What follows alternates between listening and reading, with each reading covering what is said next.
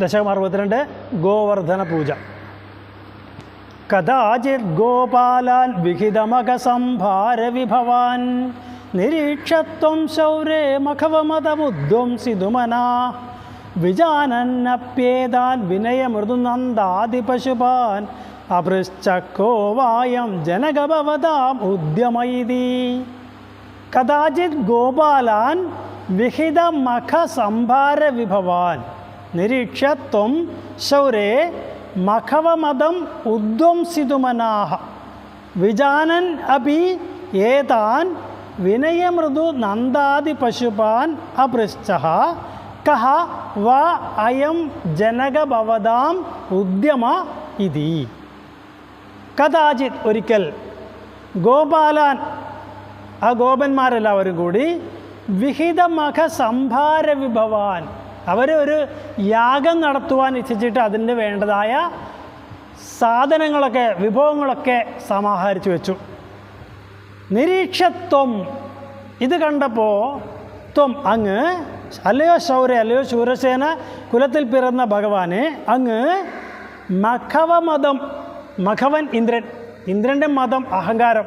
അപ്പോൾ ഇന്ദ്രൻ്റെ അഹങ്കാരത്തെ ഉദ്ധ്വംസിതുമനാഹ അത് അഹങ്കാരം ഇല്ലാതാക്കണം എന്ന് മനസ്സിൽ ഉറപ്പിച്ചവനായ ഭഗവാൻ എന്തു ചെയ്തു? വിജാനൻ അഭി ഭഗവാൻ ഇത് കണ്ടപ്പോൾ മനസ്സിലായി ഇവരെന്താ ചെയ്യാൻ പോകുന്നതെന്ന്. ഒന്നും പ്രത്യേകിച്ച് പറഞ്ഞു കൊടുക്കേണ്ട കാര്യമില്ല. എങ്കിലും ഏതാൻ ഇത് എന്താണ്? വിനയമൃദു നന്ദാതി പശുപാൻ അപൃശ്ച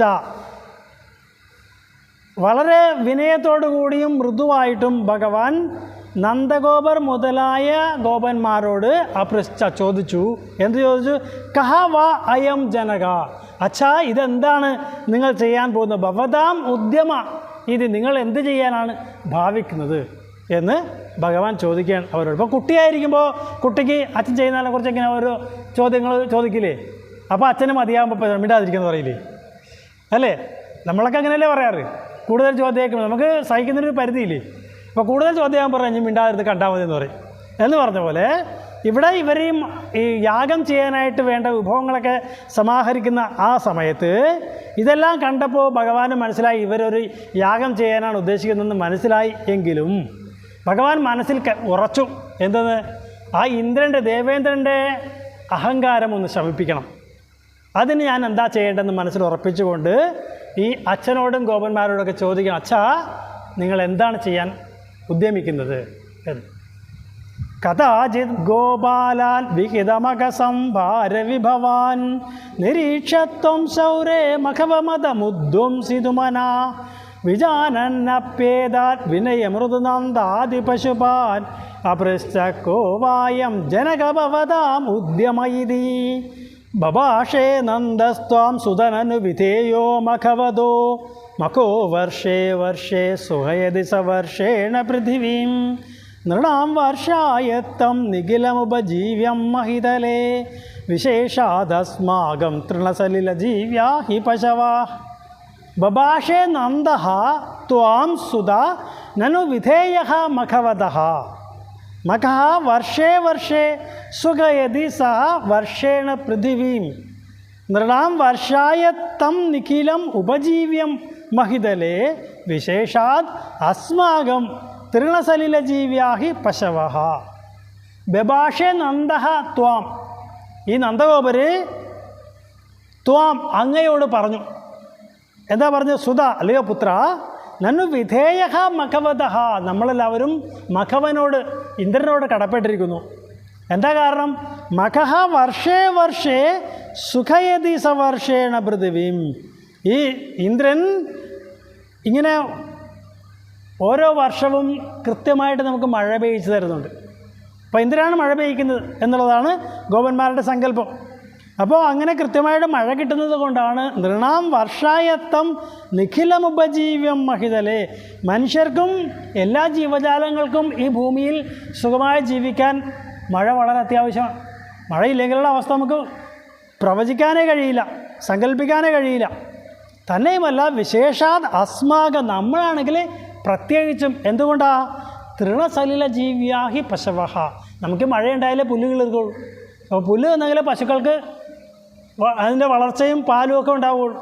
അല്ലെങ്കിൽ അതൊക്കെ ക്ഷീണിച്ച് പോകില്ലേ, നശിച്ചു പോകില്ലേ? അപ്പോൾ പശുക്കൾ നശിച്ചു പോയാൽ പിന്നെ നമുക്ക് ജീവിക്കാൻ പറ്റുമോ? വിശേഷിച്ച് നമ്മൾ പശുക്കളെ ആശ്രയിച്ച് ജീവിക്കുന്നവരായതുകൊണ്ട് നമുക്ക് മഴ കിട്ടേണ്ടത് അത്യാവശ്യമാണ്. അതുകൊണ്ട് ഇന്ദ്രനെ നമ്മൾ എല്ലാ വർഷവും പൂജ ചെയ്യുന്നു.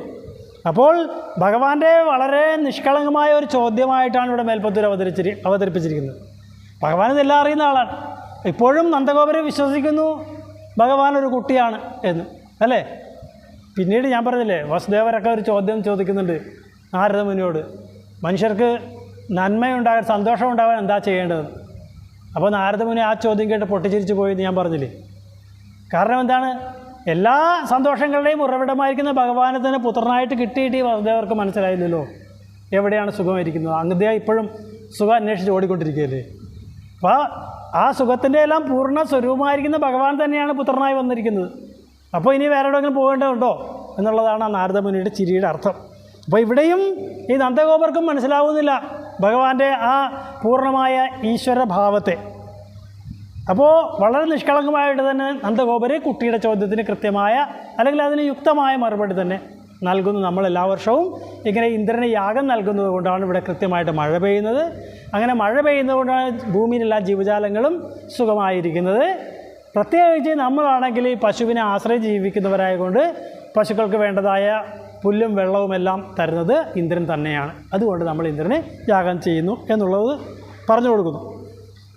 ബഭാഷേ നന്ദസ്ത്വാം സുതനന് വിധേയോ മഖവദോ മഖോ വർഷേ വർഷേ സുഖയതി സവർഷേണ പൃഥിവീം നൃണാം വർഷായത്തം നിഖിലമുപജീവ്യം മഹിതലേ വിശേഷാദസ്മാകം തൃണസലിലജീവ്യാഹി പശവ ഇതി ശ്രുത്വാ വാചം പിതുരൈഭവാനാഹസരസം ദികേദത്നോ സത്യം മഖവജനിതാ വൃഷ്ടിരിതിയത് അദൃഷ്ടം ജീവാനാം സൃജതി ഖലു വൃഷ്ടിം സമുചിതാം മഹാരണ്യേ വൃക്ഷ കിമിവ ബലിമിന്ദ്രായ ദദദേ ഇതി ശ്രുത്വാ വാചം പിതുഃ ഐ ഭവാൻ ആഹ സരസം ദികേദത് നോ സത്യം മഖവജനിത വൃഷ്ടിഃ ഇതി യത് അദൃഷ്ടം ജീവാനാം സൃജതി ഖലു വൃഷ്ടിം സമുചിതാം മഹാരണ്യേ വൃക്ഷാഃ കിമിവ ബലിം ഇന്ദ്രായ ദദദേ ഇത് ശ്രുത്വാ വാചം പിതുഃ. ഇപ്പോൾ ഭഗവാന്റെ ചോദ്യത്തിന് കൃത്യമായ ഉത്തരം അച്ഛൻ നന്ദഗോപർ കൊടുത്തപ്പോൾ ഇപ്രകാരം നന്ദഗോപരുടെ വാക്കുകൾ കേട്ടപ്പോൾ ഭവാൻ ആഹ സരസം വളരെ രസകരമായിട്ട് ഭഗവാൻ മറുപടി പറയാൻ ദിഗേദ നോ സത്യം അച്ഛൻ ഈ പറഞ്ഞത് സത്യമല്ല അച്ഛാ. ഏതാണ് പറഞ്ഞത്? മഖവജനിത വൃഷ്ടി ഇതിയത് മഖവനാണ് ഇവിടെ അല്ലെങ്കിൽ ഇന്ദ്രനാണ് ഇവിടെ മഴ പെയ്യുന്നത് എന്ന് അച്ഛൻ പറഞ്ഞത് ശരിയല്ല അച്ഛാ. എന്താണ് പിന്നെ മഴ പെയ്യുന്നത്? അദൃഷ്ടം ജീവാനാം സൃജതി വൃഷ്ടിം സമുചിതാം ഈ ജീവജാലങ്ങളുടെയൊക്കെ പുണ്യം കൊണ്ടാണ് ഇവിടെ മഴ പെയ്യുന്നത്. അല്ലാതെ അച്ഛൻ കൊടുക്കുന്ന യാഗം സ്വീകരിച്ചുകൊണ്ട് ഇന്ദ്രനല്ല മഴ പെയ്യിക്കുന്നത്. ജീവജാലങ്ങളുടെയൊക്കെ പുണ്യം കൊണ്ടാണ് അവർക്ക് കൃത്യമായി മഴ ലഭിക്കുന്നത്. തന്നെയുമല്ല മഹാരണ്യ വൃക്ഷാഹ കിമിവ ബലിം ഇന്ദ്രായ ദദദേ വലിയ കാടുകളിൽ ആരെങ്കിലും ഇതുപോലെ യാഗം ചെയ്തിട്ടാണോ അവിടെ മഴ പെയ്യുന്നത്? അല്ലെങ്കിൽ കടലിലൊക്കെ മഴ പെയ്യുന്നത് ആരെങ്കിലും യാഗം ചെയ്തിട്ടാണോ? ഇപ്പോൾ കുട്ടിയുടെ ചോദ്യത്തിലുള്ള ലോജിക്ക് മനസ്സിലാക്കണം അല്ലേ? സാധാരണ കുട്ടികളിങ്ങനെ ചോദിക്കുമ്പോൾ ഓരോന്ന് യുക്തി അനുസരിച്ചല്ലേ ചോദിക്കുന്നത്. അതെന്താ അങ്ങനെ, ഇതെന്താ ഇങ്ങനെ? ചിലപ്പോഴൊക്കെ നമുക്ക് ഉത്തരം പൊട്ടിപ്പോൾ മിണ്ടാതിരിക്കണമെന്ന് പറയും അല്ലേ? അതാണ് നമ്മുടെ സ്വഭാവം. അപ്പോൾ എന്തായാലും ഇങ്ങനെ അച്ഛൻ്റെ വളരെ നിഷ്കളങ്കമായ വാക്കുകൾ കേട്ടപ്പോൾ ഭഗവാൻ പറയുകയാണ്, അങ്ങ് പറഞ്ഞത് ഇന്ദ്രനാണ് മഴ പെയ്ക്കുന്നതെന്ന് പറഞ്ഞ് ശരിയല്ല അച്ഛാ. ഓരോ ജീവജാലങ്ങളുടെയും പുണ്യമാണ് കൃത്യമായിട്ട് അവർക്ക് മഴ ലഭിക്കുവാനായിട്ട് സഹായിക്കുന്നത്. തന്നെയുമല്ല കൊടുങ്കാടുകളിൽ ഏത് വൃക്ഷങ്ങളാണ് ഇന്ദ്രനെ ബലി നൽകുന്നത് അവർക്ക് മഴ കിട്ടാൻ വേണ്ടി? അങ്ങനെയൊന്നും ചെയ്യുന്നില്ലല്ലോ എന്നാണ് കുട്ടി ചോദിക്കുന്നത്. ഇത് ശ്രുത്വാ വാചം പിതുരൈഭവാൻ ആഹസരസം ദികേദത്നോ സത്യം മഖവജനിതാ വൃഷ്ടിരിതിയത് അദൃഷ്ടം ജീവാനാം സൃജതി ഖലു വൃഷ്ടിം സമുചിതാം മഹാരണ്യേ വൃക്ഷാ കിമിവ ബലിമിന്ദ്രായ ദദദേ ഇദം താവത് സത്യം യദിഹ പശവോ ന കുലധനം തദാ ജീവ്യായാസൗ ബലിരചലഭർത്രേ സമുചിത സുരേഭ്യോപ്യുത്കൃഷ്ടാനനുധരണി ദേവാക്ഷിതിതലേ തദസ്തേപ്യാരാധ്യ ഇത് ജഗതി ദത്വം നിജജനാൻ. ഇതം താവസത്യം യദിഹ പശവഃ നഃ കുലധനം തഥാ ജീവ്യായാസോ ബലിഹി അചലഭർത്രേ സമുചിതഃ സുരേഭ്യഃ അപി ഉത്കൃഷ്ടാഃ നനു ധരണിദേവാഃ ക്ഷിതിതലേ തതഃ തേ അപി ആരാധ്യാഃ ഇത് ജഗദിദ ത്വം നിജജനാൻ. ഇതം താവസത്യം യദിഹ പശവഃ ന കുലധനം. അങ്ങ് ഒരു കാര്യം പറഞ്ഞ് സത്യമാണ് അച്ഛാ. ഏത്? ഈ പശുക്കളാണ് നമ്മളുടെ കുലത്തിൻ്റെ ധനം എന്ന് പറഞ്ഞത് ശരി തന്നെയാണ്. തഥാ ജീവ്യായാസോ ബലിഹി അജലഭർത്രേ സമുചിതഃ. അപ്പോൾ ഈ പശുക്കൾക്കൊക്കെ ഇവിടെ ജീവിക്കാൻ ആവശ്യമായ സൗകര്യം ഒരുക്കി തരുന്നത് ഈ അചലം, ഈ പർവ്വതമാണ്, ഗോവർദ്ധന പർവ്വതമാണ്. അപ്പോൾ ഗോവർദ്ധന പർവ്വതത്തിന് വേണ്ടി ഒരു യാഗം നടത്തുന്നതും ഉചിതമാണ്. പിന്നെ ആർക്കാണ്? സുരേഭ്യഃ അപി ഉത്കൃഷ്ടാഃ. ദേവന്മാരെക്കാൾ മഹാന്മാരാണ്, അല്ലെങ്കിൽ മഹത്വമുള്ളവരാണ് ധരണിദേവാഹ, ഭൂമിയിലെ ദേവന്മാരായ ബ്രാഹ്മണർ. അവർക്കൊക്കെ തതഃ തേ അഭി ആരാധ്യാഹ, അതുകൊണ്ട് അവരും ആരാധിക്കപ്പെടുവാൻ യോഗ്യരാണ്. ഇതി ജഗതിദ ത്വം നിജജനാൻ. ഇപ്രകാരം അങ്ങയുടെ ആൾക്കാരോട് പറഞ്ഞു കൊടുത്തില്ലേ ഗുരുവായൂരപ്പ. അപ്പോൾ ഗുരുവായൂരപ്പൻ ഇങ്ങനെ കൃഷ്ണസ്വരൂപിയായി നിന്നുകൊണ്ട് നന്ദഗോപനും മറ്റുള്ള ഗോപന്മാർക്കുമൊക്കെ ഇപ്രകാരമുള്ള ഉപദേശം കൊടുത്തു എന്നാണ് പറയുന്നത്. അപ്പോൾ നന്ദഗോപർ പറഞ്ഞ ഈ ഒരു കാര്യം സത്യമാണ്. ഏതെന്നാൽ നമ്മളുടെ കുലധനം എന്ന് പറയുന്നത് പശുക്കളാണെന്നും ആ പശുക്കൾക്കൊക്കെ ജീവിക്കുവാൻ വേണ്ടതായ സാഹചര്യം ഒരുക്കി തരുന്നത് ഈ ഗോവർദ്ധന പർവ്വതമാണെന്നതും, അതുകൊണ്ട് ഈ ഗോവർദ്ധന പർവ്വതം തന്നെ ഒരു യാഗം നൽകാനായിട്ട് യോഗ്യമാണെന്നും, അതുപോലെ തന്നെ ദേവന്മാരെക്കാൾ മഹാന്മാരായിരിക്കുന്ന ഈ ഭൂദേവന്മാരായിരിക്കുന്ന ബ്രാഹ്മണരും ആരാധിക്കപ്പെടുവാൻ യോഗ്യരാണ് എന്ന് അങ്ങയുടെ ആളുകളായ ഗോപന്മാരോട് പറഞ്ഞില്ലേ എന്ന്. ഇതം താവസത്യം യദിഹ പശവോ ന കുലധനം തഥാ ജീവ്യായാസൗ ബലിരജലഭർത്രേ സമുചിത സുരേഭ്യോപുത്കൃഷ്ടാനനുധരണി ദേവാക്ഷിതിതലേ തതസ്തേപ്യാരാധ്യ ഇതി ജഗതിദ ത്വം നിജജനാൻ.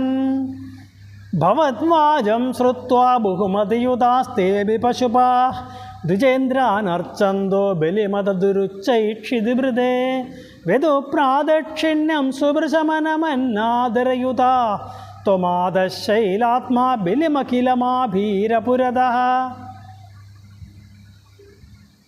ഭവദ്വാജം ശ്രുത്വാ ബഹുമതിയുതാഃ തേ അപി പശുപാഃ ദ്വിജേന്ദ്രാൻ അർച്ചന്തഃ ബലിം അദദുഃ ഉച്ചൈഃ ക്ഷിതിഭൃതേ വെദുഃ പ്രാദക്ഷിണ്യം സുഭൃശമനമൻ ആദരയുതാഃ ത്വം ആദഃ ശൈലാത്മാ ബലിം അഖിലം ആഭീരപുരതഃ. ഭവദ്വാചം ശ്രുത്വാ. ഇപ്പോൾ ഭഗവാന്റെ ഇപ്രകാരമുള്ള വാക്കുകളൊക്കെ കേട്ടു ഈ ഗോപന്മാർ. എന്നിട്ട് ബഹുമതിയുതാഹ, വളരെയധികം ഭഗവാനോട് ആദരവുണ്ടായിരുന്നു ഈ ഗോപന്മാർക്ക്. തേ അഭി പശുപാഹ ദ്വിജേന്ദ്രാൻ അർച്ചന്തഃ, അവർ ആ ബ്രാഹ്മണരെയൊക്കെ അർച്ചിച്ചു, പൂജിച്ചു. ബലിം അതദുഹു ഉച്ചൈഹി ക്ഷിതിഭൃതേ, ഈ പർവ്വതത്തിനും യുക്തമായ ബലിയൊക്കെ സമർപ്പിച്ചു. അപ്പോൾ ഭഗവാൻ എന്തെല്ലാം ചെയ്യണമെന്ന് പറഞ്ഞു അതെല്ലാം അവർ ചെയ്തു. എന്നിട്ട് വ്യതുഹു പ്രാദക്ഷിണ്യം, എന്നിട്ട് ഈ ഗോവർദ്ധന പർവ്വതത്തിന് പ്രദക്ഷിണ നമസ്കാരാദികളൊക്കെ ചെയ്തു. സുഭൃശമനമൻ ആദരയുതാഹ, വളരെ ആദരവോടുകൂടി പ്രദക്ഷിണം ചെയ്ത് നമസ്കരിച്ചു ഗോവർദ്ധന പർവ്വതത്തെ. ഇപ്പോഴും അവിടെ ചെന്ന് കഴിഞ്ഞാൽ അവിടെ ഇങ്ങനെ ഗോവർദ്ധന പരിക്രമം എന്ന് പറഞ്ഞൊരു രീതിയുണ്ട്. ഗോവർദ്ധനെ ചുറ്റി നടക്കുക, 8-10 കിലോമീറ്റർ വരും, അത്രയും ദൂരം ആളുകൾ നടക്കും വളരെ ഭക്തിയോടുകൂടി. അപ്പോൾ ഇവർ ഈ ഗോവർദ്ധന പർവ്വതത്തിന് പ്രദക്ഷിണ നമസ്കാരാദികളൊക്കെ സമർപ്പിച്ചു. ഇതെല്ലാം കണ്ടു കഴിഞ്ഞപ്പോൾ ഭഗവാൻ തോന്നി, ഇത്രയൊക്കെ ഇവർ ചെയ്തതല്ലേ, ഇനി ഇവരെ ഒന്ന് വിശ്വാസം വരുത്തണ്ടേ. എന്ത് ചെയ്തു ഭഗവാൻ? ത്വമാദ ശൈലാത്മാ, ഭഗവാൻ തന്നെ ഈ ഗോവർദ്ധന പർവ്വതത്തിൻ്റെ ഒരു ദേവതയായിട്ട് ചമഞ്ഞിട്ട് ഈ കൊടുത്ത ബലിയൊക്കെ ബലിം അഖിലം ആഭീരപുരതഃ, അവർ കൊണ്ടുവന്ന് സമർപ്പിച്ചതെല്ലാം എടുത്ത് കഴിച്ചു. അപ്പോൾ അവർക്ക് ഭയങ്കര വിശ്വാസമായി. ഇത്രയും നാൾ നമ്മൾ കൊണ്ടേ കൊടുത്തൊന്നും ആരും കഴിച്ചു നമ്മൾ കണ്ടിട്ടില്ല അല്ലേ. നമ്മൾ ഏതെങ്കിലും വിഗ്രഹത്തിന് മുമ്പിൽ കൊണ്ടുപോയി നിവേദ്യങ്ങൾ അർപ്പിച്ചു കഴിഞ്ഞാൽ ആ വിഗ്രഹം എടുത്ത് കഴിക്കുന്ന നമ്മൾ കണ്ടിട്ടുണ്ടോ? ഇല്ല.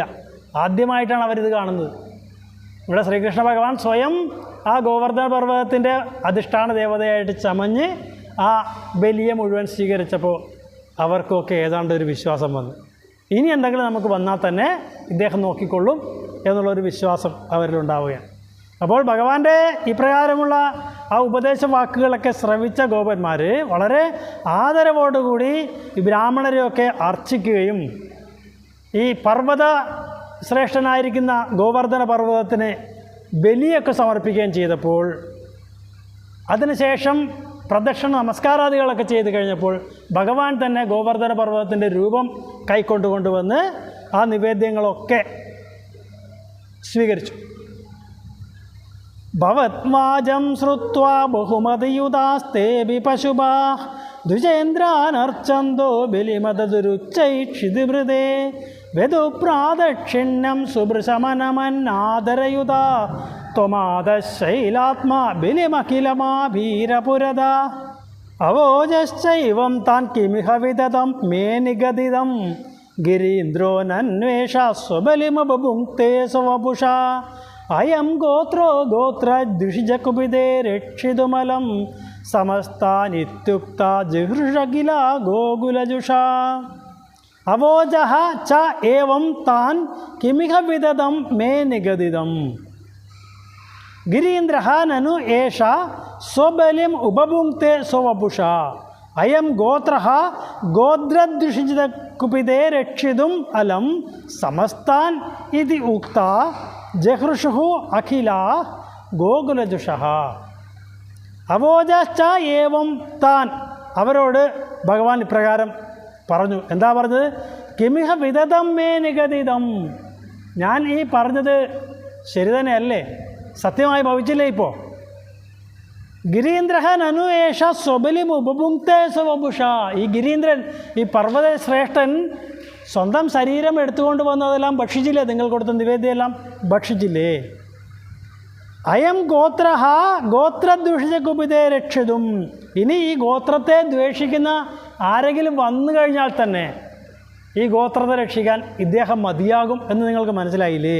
സമസ്താൻ ഇതിയുക്ത, എല്ലാ ദുഃഖങ്ങളിൽ നിന്നും നിങ്ങളെ സംരക്ഷിക്കാൻ ഈ പർവ്വത രാജാവിന് കഴിയും എന്ന് നിങ്ങൾക്ക് മനസ്സിലായില്ലേ എന്ന് ചോദിച്ചപ്പോൾ ജഹൃഷു അഖിലാഹ, എല്ലാവർക്കും സന്തോഷമായി.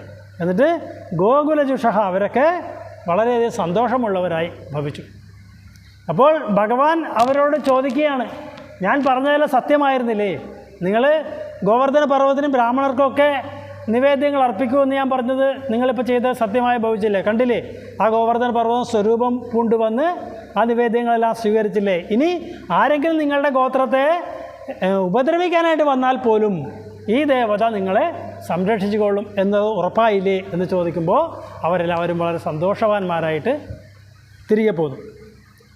അവോജശ്ചൈവം താൻ കിമിഹ വിദതം മേ നിഗദിതം ഗിരീന്ദ്രോ നന്വേഷ സ്വബലിമുപഭുങ്ക്തേ സ്വവപുഷാ അയം ഗോത്രോ ഗോത്രദ്വിഷിജകുപിതേ രക്ഷിതുമലം സമസ്താനിത്യുക്ത ജഹൃഷകില ഗോകുലജുഷാ പരിപ്രീതായാദാ ഖലു ഭവതുപേദാ വ്രജജുഷോ വ്രജം യാവത്താവത് നിചമഖ വിഭംഗം നിശമയൻ ഭവന്തം ജാനന്നപ്യധികരജസാ ക്രാന്തഹൃദയോ നസേഹേ ദേവേന്ദ്രസ്തുപരചിതാത്മോന്നതിരവി പരിപ്രീതാഃ യാതാഃ ഖലു ഭവതുപേദാഃ വ്രജജുഷഃ വ്രജം യാവത് താവത് നിജമഖവിഭംഗം നിശമയൻ ഭവന്തം ജാനൻ അഭി അധികരജസാക്രാന്തഹൃദയഃ ന സേഹേ ദേവേന്ദ്രഃ ത്വദ് ഉപരചിത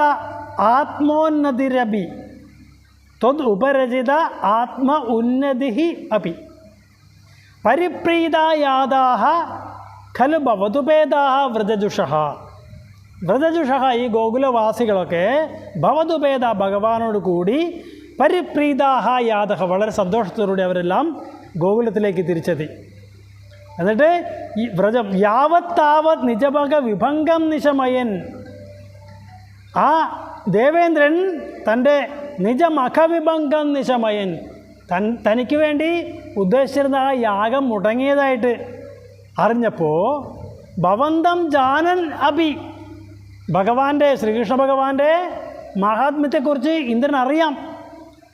തന്നെയുമല്ല അധികരജസാക്രാന്ത ഹൃദയ, ഇയാളുടെ ഉള്ളിൽ അധികരിച്ചു വരുന്ന ഈ രജോഗുണം മൂലം ആക്രാന്ത ഹൃദയ, അഹങ്കാരം ഉള്ളവനായി ഭവിച്ച ഈ ദേവേന്ദ്രൻ എന്താ ചെയ്തത്? ന സേഹേ, ശ്രീകൃഷ്ണ ഭഗവാന്റെ ഈ പ്രവൃത്തിയെ ദേവേന്ദ്രൻ സഹിച്ചില്ല. എങ്ങനെയുള്ള ദേവേന്ദ്രൻ? ദേവേന്ദ്ര ത്വദ് ഉപരചിത ആത്മോന്നതിഹി അഭിഹി, ഭഗവാനാൽ നൽകപ്പെട്ട സൗകര്യങ്ങളിൽ ജീവിക്കുന്നവനായ ദേവേന്ദ്രൻ. അതാണ് അവിടെ മനസ്സിലാക്കേണ്ടത്. വിഷ്ണു ഭഗവാനാണ് നൽകപ്പെട്ട, അല്ലെങ്കിൽ വിഷ്ണു ഭഗവാനാണ് അവിടെ ദേവേന്ദ്രനായിട്ട് ഇരിക്കാനായിട്ട് നിയമിച്ചിരിക്കുന്നത്. അപ്പോൾ ആ ദേവേന്ദ്രനെ അഹങ്കാരം വർദ്ധിച്ചപ്പോൾ തോന്നി, ഇനിയിപ്പോൾ വിഷ്ണു ആയാലെന്താ, വിഷ്ണുവിൻ്റെ അവതാരം ആയാലെന്താ, അയാളായിട്ടൊന്ന് മുട്ടി നോക്കുക തന്നെ എന്ന് ഈ ഇന്ദ്രൻ തീരുമാനിക്കുന്നു. അപ്പോൾ ഈ ഗോകുലവാസികളെല്ലാം ഭഗവാന്റേതായ ഉപദേശങ്ങൾ ശ്രവിച്ചുകൊണ്ട് അതിനനുസരിച്ച് യാഗം നടത്തി ഗോവർദ്ധന പർവ്വതം വന്ന് നിവേദ്യങ്ങൾ സ്വീകരിച്ചു. അത് കഴിഞ്ഞിട്ട് ആ നിവേദ്യം സ്വന്തം ശരീരവും എടുത്തുകൊണ്ട് വന്ന് സ്വീകരിച്ചപ്പോൾ അവർക്കെല്ലാം നല്ല വിശ്വാസമായി, വളരെ സന്തോഷമായി അവരൊക്കെ മടങ്ങി ഗോകുലത്തിലേക്ക് എത്തിയപ്പോൾ തനിക്ക് നിശ്ചയിക്കപ്പെട്ടിരുന്നതായ യാഗം മുടങ്ങിയതായി മനസ്സിലാക്കിയ ദേവേന്ദ്രൻ ഭഗവാനാൽ തന്നെ നൽകപ്പെട്ടതായ എല്ലാ ഐശ്വര്യങ്ങളും കൂടി ഇരിക്കുന്നവനാണെങ്കിൽ പോലും അഹങ്കാരത്താൽ ഭഗവാൻ ചെയ്ത ഈ പ്രവൃത്തിയിൽ അയാൾ ഒട്ടും സഹിക്കുകയുണ്ടായില്ല. പരിപ്രീതായാത ഖലു ഭവതു പേദ വ്രജജുഷോ വ്രജം യാവത്താവത് നിജമഖ വിഭംഗം നിശമയൻ ഭവന്തം ജാനന്നപ്യത അധികരജസാക്രാന്തഹൃദയോ നസേഹേ ദേവേന്ദ്രസ്ത്വതുപരജിതാത്മോന്നതിരപി മനുഷ്യത്വം യാദോ മധുബിദബിദേവേശ്വവിനയം വിതത്തെ ചേത് നഷ്ടസ്തൃസദസാം കോപി മഹിമാ തതശ്ചധ്വം ശിഷ്യേ പശുപഹതകസ്യ ശ്രിയമിതി പ്രവൃത്തസ്ത്വാം ചേതും സകിലമഖവാ ദുർമദനിധി മനുഷ്യത്വം യാതഃ മധുബിദ് അഭി ദേവേഷു അവിനയം വിദത്തെ ചേത് നഷ്ടഃ ത്രിദശ സദസാം കഹ അഭിമഹിമാ തതഃ ച ധ്വംസിഷ്യേ പശുപഹതകസ്യ ശ്രിയം ഇതി പ്രവൃത്തഃ ത്വാം ചേതും സഹ കില മഖവാ ദുർമദനിധി. മനുഷ്യത്വം യാതഃ മധുബിദബി, ഈ മധുവൈരിയായിരിക്കുന്ന വിഷ്ണു ഭഗവാൻ മനുഷ്യത്വം യാതഃ മനുഷ്യരൂപം എടുത്തപ്പോൾ ദേവേഷു അവിനയം വിധത്തെ, ദേവന്മാരോട് അവിനയം, എന്താ പറയുക, അനാദരം കാണിച്ചു കഴിഞ്ഞാൽ എങ്ങനെ ഉണ്ടാവും? ദേവന്മാർക്ക് പിന്നെ വല്ല വിലയുണ്ടാവുമോ? അപ്പോൾ അതുകൊണ്ട് ചേത് നഷ്ടഃ ത്രിദശ സദസാം കോപി മഹിമ, അതുകൊണ്ട് ഈ ദേവന്മാർക്ക് ഈ 3 ലോകങ്ങളിലുള്ള മഹാത്മ്യമൊക്കെ നഷ്ടപ്പെട്ടു. അപ്പം ഇങ്ങനെ വിട്ടാൽ ശരിയാവുമോ? ഒരു ഗോപബാലൻ ഇങ്ങനെയൊക്കെ ചെയ്തു കഴിഞ്ഞാൽ ദേവന്മാരുടെ എല്ലാ സമൃദ്ധിയും ഐശ്വര്യവും ഒക്കെ നഷ്ടപ്പെടുക എന്ന് വെച്ചാൽ സഹിക്കാൻ പറ്റുന്നതാണോ? അതുകൊണ്ട് എന്ത് വേണം? തതഹശ്ച ധ്വംസിഷ്യേ പശുപഹതകസ്യ ശ്രിയം, ഈ പശുപ അധമൻ ആയിരിക്കുന്ന കൃഷ്ണൻ്റെ ഐശ്വര്യത്തെ ഞാനിപ്പോൾ ധ്വംസിഷ്യെ നശിപ്പിക്കുന്നുണ്ട് എന്ന് പറഞ്ഞിട്ട് പ്രവൃത്തഃ ത്വാം ചേതും സകില മഖവാ ദുർമദനിധി, എന്നിട്ട് ഭഗവാനെ ജയിക്കാനായിട്ടുള്ള കാര്യങ്ങളൊക്കെ ചെയ്തു തുടങ്ങി അഹങ്കാരം ഉള്ളവനായ ആ ദേവേന്ദ്രൻ. അപ്പോൾ മനുഷ്യരൂപം ധരിച്ചിരിക്കുന്ന മഹാവിഷ്ണുവിൻ്റെ രൂപമായിരിക്കുന്ന ശ്രീകൃഷ്ണൻ ഇപ്രകാരം ദേവന്മാരുടെയൊക്കെ യശസ്സിനെ കെടുത്തുന്നതായ കാര്യങ്ങൾ ചെയ്തു കഴിഞ്ഞാൽ പിന്നെ എങ്ങനെയാണ് സഹിക്കാൻ പറ്റുക? അതുകൊണ്ട് ആ ഗോപബാലൻ്റെ അഹങ്കാരം എല്ലാം ഞാനിപ്പോൾ ഇല്ലാതാക്കുന്നുണ്ട് എന്ന് മനസ്സിൽ ഉറപ്പിച്ചവനായ അഹങ്കാരിയായ ആ ഇന്ദ്രൻ ഭഗവാനെ ജയിക്കാനായിട്ട് ഒരുമ്പെട്ടു. മനുഷ്യത്വം യാദോ മധുബിദബിദേവേശ്വവിനയം വിദത്തെ ചേത് നഷ്ടസ്തൃസദസാം കോപി മഹിമാ തതശ്ച ധ്വംസിഷ്യേ പശുപഹതകസ്യ ശ്രിയമിതി പ്രവൃത്തസ്ത്വാം ജേതും സകിലമഖവാ ദുർമദനിധി ത്വദാവാസം ഹന്തും പ്രളയജലദാനംബരഭുവി പ്രഹിന്വൻ ബിഭ്രാണ കുലിശമയമഭ്രേപഗമന പ്രദസ്തേനൈരന്തർദഹനമരുദാദ്യൈർവിഹസിതോ ഭവൻ മായാനൈവ ത്രിഭുവനപദേ മോഹയധികം ത്വദാവാസം ഹന്തും പ്രളയജലദാൻ അംബരഭുവി പ്രഹിണ്വൻ ബിഭ്രാണഃ കുലിശമയം അബ്രേ ഇഭഗമനഃ പ്രദസ്തേ അന്യൈഃ അന്തർദഹനമരുതാദ്യൈർവികസിതഃ ഭവന്മായ ന ഏവ ത്രിഭുവനപദേ മോഹയതിക്കം ത്വദാവാസം ഹന്തും. അപ്പോൾ ശ്രീകൃഷ്ണ ഭഗവാൻ ജീവിക്കുന്നതായ ആ വ്രജം അത് നശിപ്പിക്കും എന്ന് മനസ്സിൽ കരുതിക്കൊണ്ട് പ്രളയജലതങ്ങളെ പ്രളയമേഘങ്ങളെ കനമുള്ള മേഘങ്ങളെയൊക്കെ ഈ ഗോകുലത്തിന് മുകളിലേക്ക് ഈ വ്രജത്തിന് മുകളിലേക്ക് പറഞ്ഞയച്ചു ഇന്ദ്രൻ. അംബരഭൂ ആകാശദേശത്ത് പറഞ്ഞയച്ചു, അവരെയൊക്കെ നിയോഗിച്ചു. എന്നിട്ട് ബിഭ്രാണഃ കുലിശം അയം അബ്രേബഗമനഃ, ഇയാൾ കയ്യിൽ തൻ്റെ വജ്രായുധം ഒക്കെ എടുത്തുകൊണ്ട് ഇഭഗമനഃ, ഇഭം എന്ന് പറഞ്ഞാൽ ആന, ഐരാവതം എന്ന് പറഞ്ഞ ആനപ്പുറത്ത് കയറി ആ വജ്രായുധം ഒക്കെ കയ്യിൽ ധരിച്ചുകൊണ്ട് പുറപ്പെട്ടു ഇന്ദ്രൻ. പ്രദസ്തേ അന്യേഹി, പിന്നെ ആ ഇന്ദ്രൻ പറഞ്ഞയച്ച മറ്റുള്ള ദേവതമാരും ശ്രീകൃഷ്ണ ഭഗവാനോട് ഏറ്റുമുട്ടാനായിട്ട് ഇറങ്ങി തിരിച്ചു. ആരൊക്കെ? ദഹന മരുത് ആദ്യേഹി, അഗ്നിയും വായുവും തുടങ്ങിയ ദിക്പാലകന്മാരും ഇന്ദ്രൻ്റെ വാക്ക് കേട്ടിട്ട് പുറപ്പെട്ടു യുദ്ധം ചെയ്യാനായിട്ട് ഭഗവാനോട്. പക്ഷേ അവർ പോകുമ്പോൾ അവരുടെ മനസ്സിലെന്താണ്? വിഹസിത, അവർ അന്തഃ വിഹസിത, ഉള്ളിൽ ചിരിക്കുക. അവർക്കറിയാം ഈ പോകുന്ന പോക്ക് യാതൊരു പ്രയോജനമില്ലാത്ത, തന്നെയുമല്ല ആ പോകുന്ന അതിനേക്കാൾ ഇരട്ടി വേഗത്തിൽ തിരിച്ചു വരും, അപമാനിതനായിട്ട് എന്ന് പറഞ്ഞിട്ട് അവർക്കും അറിയാം. അതുകൊണ്ട് അവർ ഉള്ളിൽ ചിരിച്ചുകൊണ്ടാണ് ഇങ്ങനെ പോകുന്നത്. എന്നിട്ട് മേൽപ്പത്തൂർ പറയുകയാണ്, ഭവന്മായ നൈവ ത്രിഭുവനപദേ മോഹയധികം. അല്ലയോ ഗുരുവായൂരപ്പ, അങ്ങയുടെ മായ ആരെയാണ് മോഹിപ്പിക്കാത്തത്? എല്ലാവരെയും മോഹിപ്പിക്കുന്നതാണ്. പിന്നെ ഇന്ദ്രൻ്റെ കാര്യം പറയാനുണ്ടോ? ഇന്ദ്രനും ഭഗവാന്റെ മായയിൽപ്പെട്ട് ഉഴലുന്നവൻ തന്നെയാണ്. അപ്പോൾ തൻ്റെ യാഗം മുടക്കപ്പെട്ടത് ആ വിവരം അറിഞ്ഞ ഇന്ദ്രൻ ഇങ്ങനെ ശ്രീകൃഷ്ണ ഭഗവാന്റെ വ്രജം ഇപ്പോൾ ഞാൻ കൊടിയ മഴ പെയ്തിട്ട് നശിപ്പിക്കും എന്ന് പറഞ്ഞ് ഉറച്ചുകൊണ്ട് ഭയങ്കരമായ കനമുള്ള മേഘങ്ങളെ അതിനായിട്ട് നിയോഗിച്ചു. എന്ന് പറഞ്ഞ് സാധാരണ നമ്മൾ കാണുന്ന മേഘങ്ങളൊക്കെ 3, 4, 5 മണിക്കൂർ പെയ്ത് കഴിയുമ്പോൾ മഴ മാറും. ഇതങ്ങനെയല്ല, ഇത് ഒരാഴ്ചയോളം നീണ്ടു നിൽക്കുന്ന മഴയായിരുന്നു. അത്രയ്ക്ക് കട്ടിയുള്ള മേഘങ്ങളൊക്കെയാണ് അങ്ങോട്ടേക്ക് പറഞ്ഞയച്ചത്. എന്നിട്ട് മേഘങ്ങളെ പറഞ്ഞയച്ചതിന് കൂടാതെ ഇതാ ഞാനും വരുന്നുണ്ടെന്നും പറഞ്ഞ് വജ്രായുധമൊക്കെ കയ്യിലെടുത്തുകൊണ്ട് തൻ്റെ ആനപ്പുറത്ത് കയറി, ഐരാവതത്തിൻ്റെ പുറത്ത് കയറി അങ്ങോട്ടേക്ക് ചെല്ലുകയാണ്, ഗോവർദ്ധന പർവ്വതത്തിൻ്റെ മുകളിലേക്ക്. എന്നിട്ട് കൂട്ടത്തിൽ പോകാനായിട്ട് അഗ്നിയും വായുവും ഒക്കെ ഉണ്ട്. അവരോടൊക്കെ പറഞ്ഞു നിങ്ങളും കൂടി വാ എന്ന് പറഞ്ഞ് അവരെയും കൂട്ടിക്കൊണ്ട് പോകുമ്പോൾ അവരെല്ലാം കൂടെ വരുന്നത് ഉള്ളിൽ ചിരിച്ചുകൊണ്ടാണ്. ഈ പോകുന്നതൊക്കെ വെറുതെയാണ് എന്നുള്ള മനോഭാവത്തോടെ അവരൊക്കെ വരുന്നത്. അപ്പോൾ പറയുകയാണ് മേൽപ്പത്തൂർ, അങ്ങയുടെ മായ എന്ന് പറഞ്ഞാൽ എല്ലാവരെയും മയക്കുന്നത് തന്നെയല്ലേ ഗുരുവായൂരപ്പ എന്ന് ചോദിക്കാൻ. ത്വദാവാസം ഹന്തും പ്രളയജലദാനംബരഭുവി പ്രഹിണ്വൻ ബിഭ്രാണ കുലിശമയമഭ്രേ ഭഗമന പ്രദസ്തേ നൈരന്തർദഹനമരുതാദ്യൈർവികസിതോ ഭവന്മായാനൈവ ത്രിഭുവനപദേ മോഹയധികം സുരേന്ദ്രക്രുദ്ധശ്ചേദ്ദുജകരുണയാ ശൈലകൃപയാപി അനാതങ്കോസ്മാകം നിയതൈതി വിശ്വാസ്യ പശുപാൻ അഹോ കിം നായാദോ ഗിരിഭിത് ഇതി സഞ്ചിന്യ നിവസൻ മരുദ്ഗേഹാദീശ പ്രണുതമുരവൈരിൻ മമഗദാൻ.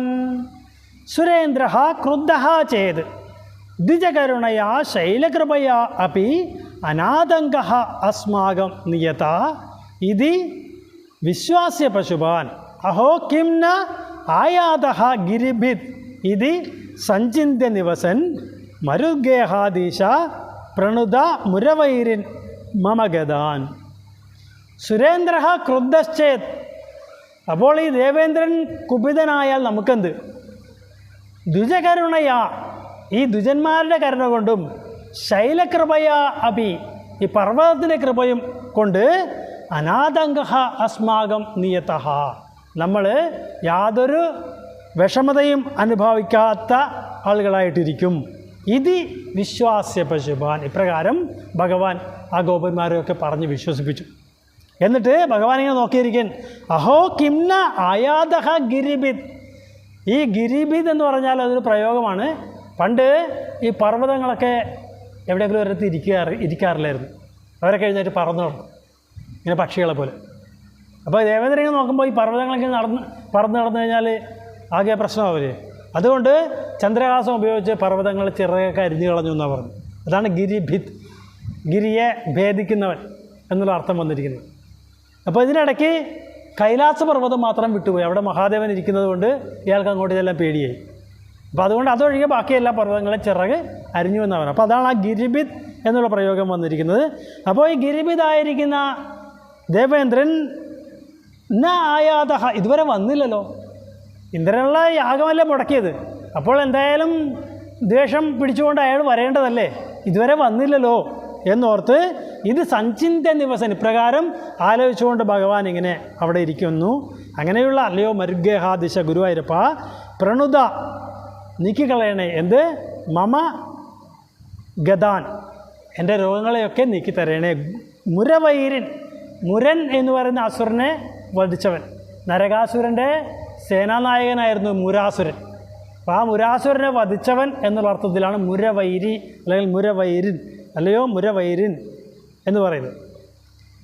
അപ്പോൾ ദേവേന്ദ്രൻ നമുക്കെതിരെ എന്തെങ്കിലും വിരോധം ഉണ്ടായാൽ തന്നെയും നമുക്ക് ഈ ബ്രാഹ്മണരുടെ കരുണ കൊണ്ടും അതുപോലെ ഈ പർവ്വതേന്ദ്രൻ്റെ കൃപ കൊണ്ടുമൊക്കെ യാതൊരു വിഷമവും ഉണ്ടാവാതെ ഇരിക്കാൻ പറ്റും എന്ന് ഭഗവാൻ ആ ഗോപന്മാരെയൊക്കെ പറഞ്ഞ് വിശ്വസിപ്പിച്ചു. എന്നിട്ട് ഭഗവാൻ ഇങ്ങനെ നോക്കിയിരിക്കുകയാണ്, എന്തേ ഇതുവരേക്കും ആ ഇന്ദ്രൻ വന്നില്ല എന്ന് പറഞ്ഞ് നോക്കിയിരിക്കുന്ന അല്ലയോ ഗുരുവായൂരപ്പ, അങ്ങ് എൻ്റെ രോഗങ്ങളെയൊക്കെ മാറ്റിത്തരണേ. സുരേന്ദ്രക്രുദ്ധശ്ചേ ദ്വിജകരുണയാ ശൈലകൃപയാപി അനാതങ്കോസ്മാകം നിയത ഇതി വിശ്വാസ്യ പശുപാൻ അഹോ കിം നായാദോ ഗിരിഭിതി സഞ്ചിന്യ നിവസൻ മരുദ്ഗേഹാദീശ പ്രണുതമൊരവൈരൻ മമഗതാൻ